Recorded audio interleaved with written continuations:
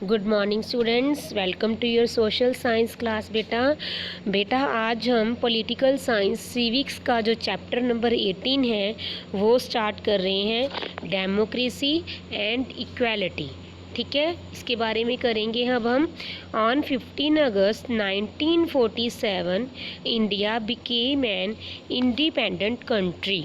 देखो, हमें पता ही है कि हम इंडिपेंडेंट कब हुए थे, 15 अगस्त 1947 को, and ended the फ्रीजन domination of nearly 200 years.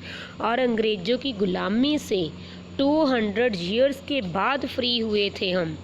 ठीक है, there was an urgent need to frame our own constitution. इस समय हमारा कॉन्स्टिट्यूशन बनाने की बहुत ज़रूरत थी, क्योंकि जब हम आज़ाद हुए तो हमारे पास कोई रूल रेगुलेशंस नहीं थे। ठीक है, बहुत सारा मतलब कि इकोनॉमिकली भी हमारी पोजीशन अच्छी नहीं थी। तो ऐसी सिचुएशन में जो कॉन्स्टिट्यूशन बनाने की बहुत ज़रूरत थी। ठीक है, और कॉन्स्टिट्यूशन कहते किसको हैं? और document that lays down the framework, political structures and the powers and duties of the government. मतलब एक डॉक्यूमेंट है कॉन्स्टिट्यूशन। कॉन्स्टिट्यूशन किसी जगह का नाम नहीं है, ठीक है, किसी प्लेस का, किसी थिंग का नाम नहीं है, ये एक डॉक्यूमेंट है। ठीक है, कॉन्स्टिट्यूशन जिसमें हमारे पूरे पॉलिटिकल स्ट्रक्चर के बारे में बताया गया है, central government, state government, Lok Sabha, Rajya Sabha. ठीक है, ये सारा कुछ पॉलिटिकल स्ट्रक्चर बताया गया है, और जो गवर्नमेंट की पावर्स और ड्यूटीज़ हैं वो बताई गई हैं, to strengthen our newly won freedom, ताकि जो हमें फ्रीडम मिली है हम उसको और ज़्यादा स्ट्रेंथ मतलब मजबूत कर सके, ना कि वो धीरे धीरे कम हो सके।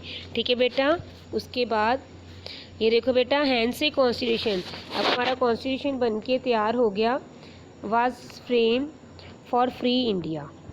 जैसे बेटा हम बुक लेते हैं, बुक के आगे एक इंडेक्स पेज दिया होता है जिसके ऊपर सारे लेसन्स के नेम वगैरह दिए जाते हैं। ठीक है, इंट्रोडक्शन होती है वो हमारी। ठीक है, वैसे ही जो ये प्रेम्बल है, एक constitution was framed for free India. अब हमारा इंडिया आज़ाद हो गया तो इसके लिए एक कॉन्स्टिट्यूशन बनाया गया, और जो ये पिक्चर दी गई है आपको, ये है प्रेम्बल की। प्रेम्बल क्या है? ये an introduction to the Indian constitutions. ये हमारे जो कॉन्स्टिट्यूशन बनाया गया उसकी इंट्रोडक्शन है इस प्रेम्बल में। ठीक है, कई बार ये क्वेश्चन आ जाता है कि जो इंडिया का प्रेम्बल है उसके स्टार्टिंग वर्ड्स कौन से हैं, कि वो कौन से वर्ड से स्टार्ट हो रहा है। तो आपको देखो विजिबल हो रहा है, स्टार्टिंग कहाँ से हो रही है? We the people of India, हम भारत के लोग। इसमें बस आपने यही करना है। ठीक है, प्रेम्बल में। और उसके बाद नेक्स्ट है हमारा, the constitution of India came into effect on 26 जनवरी 1950।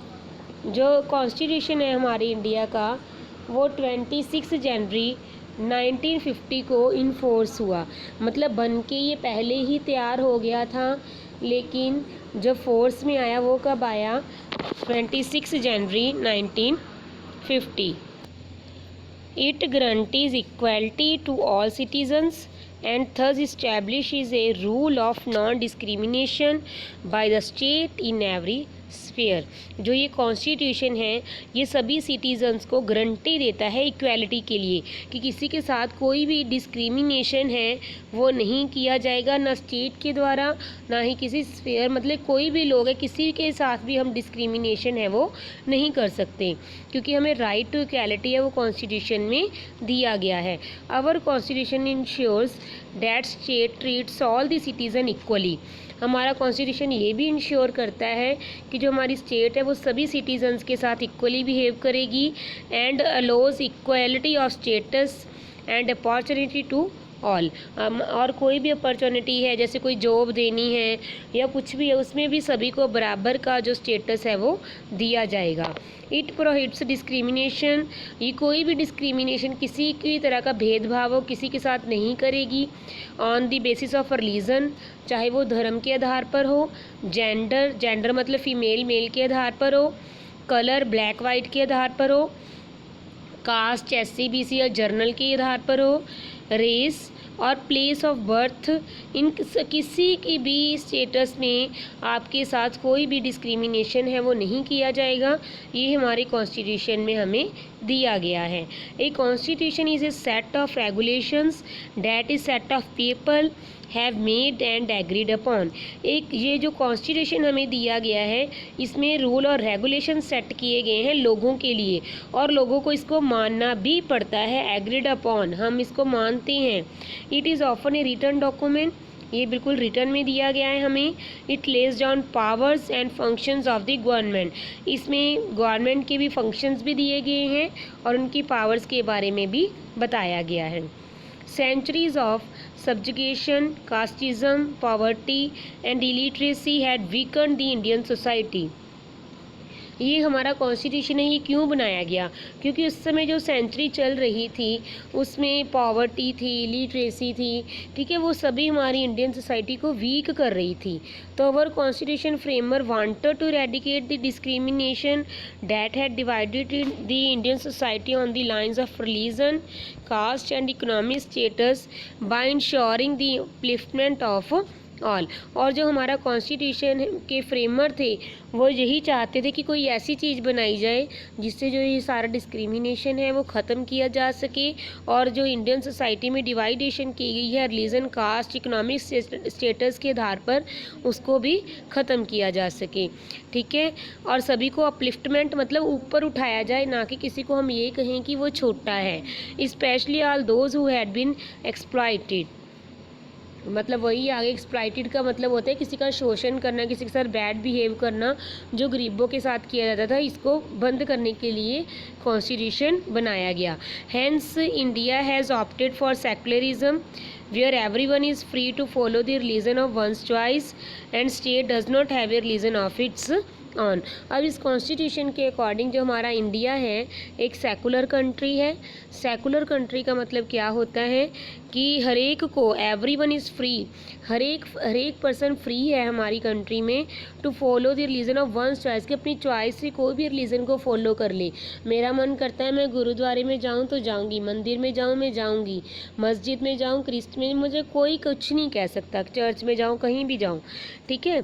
और ना ही state does not have a, और ना ही स्टेट ये कहेगी कि हमारा धर्म ये है। हम जैसे हमारे मोदी हैं, अगर वो कहें कि मैं हिंदू हूँ तो सभी हिंदू बन जाएं, तो स्टेट का अपना कोई धर्म नहीं है। Indian constitution aims to establish a social order where identification of a person is not on the basis of the religion that he or she follows or the caste he or she belongs to, but is on the basis of what he or she is or what he or she has made himself into. हमारी Indian constitution बनाने का M क्या था? एक ऐसे social order को बनाना जहाँ पर जो पर्सन की आइडेंटिफिकेशन है उसके रिलीजन के बेस पर ना हो, उसकी कास्ट के बेस पर ना हो, बल्कि किसके बेस पर हो कि वो क्या है, ठीक है, उसकी क्वालिटीज़ के बेस पर उसकी आइडेंटिफिकेशन की जाए उसके, ठीक है, ना कि उसके रिलीजन और कास्ट के बेस पर। आगे देखो बेटा, ये डू यू नो है। On 25 November 1949 doctor Ambedkar spoke in the constitute assembly. हमने ऊपर पढ़ा था जो कॉन्स्टिट्यूशन है ये इन फोर्स मतलब कि कब इम्प्लीमेंट किया गया, 26 जनवरी 1950। लेकिन इसको बनाना तो पहले ही स्टार्ट कर दिया था, काफ़ी देर पहले। इसको बनाने के लिए एक कॉन्स्टिट्यूट असेंबली बनाई गई थी जिसमें एक पर्सन थे डॉक्टर BR अम्बेडकर। 25 नवंबर 1949 की बात है। तो डॉक्टर BR अम्बेडकर ने इस कॉन्स्टिट्यूट असेंबली में क्या कहा, in India there are caste, कि इंडिया में बहुत कास्ट के लोग हैं। The caste are anti national in the first place because they bring about separation in social life. इतनी कास्ट हैं, ठीक है, तो ये कास्ट ही है जो उनकी सोशल लाइफ को एक दूसरे से सेपरेट कर रही है। क्योंकि पहले बेटा 3 मतलब बनी हुई थी, high caste, medium caste, lower caste. They are anti national also because they generate jealousy and antipathy between caste and caste. कहते इतनी एंटी नेशनल मतलब इतनी ज़्यादा कास्ट थी हमारी इंडिया में, हमारी कंट्री में, कि एक मतलब बड़ी कास्ट वाला, हाई कास्ट वाला लोअर कास्ट के साथ जेलस करता था। But we must overcome all this difficulties if we wish to become a nation in reality. लेकिन उन्होंने कहा कि हम इन सारी मुश्किलों से बाहर आ जाएंगे, लेकिन अगर हम चाहते हो कि जो जैसा हम नेशन चाहते हैं कि इसमें डिस्क्रिमिनेशन ना हो, अगर हम इसको रियलिटी में करें, कोशिश करें, तभी ये सब सच होगा। और उनकी कोशिशों से बेटा 26 जनवरी 1950 को जो कॉन्स्टिट्यूशन बनाया गया, उसमें हमें राइट टू इक्वालिटी मिला, जिससे अब हमारे साथ कोई भी डिस्क्रिमिनेशन है वो नहीं किया जाता। ठीक है बेटा, ओके बेटा।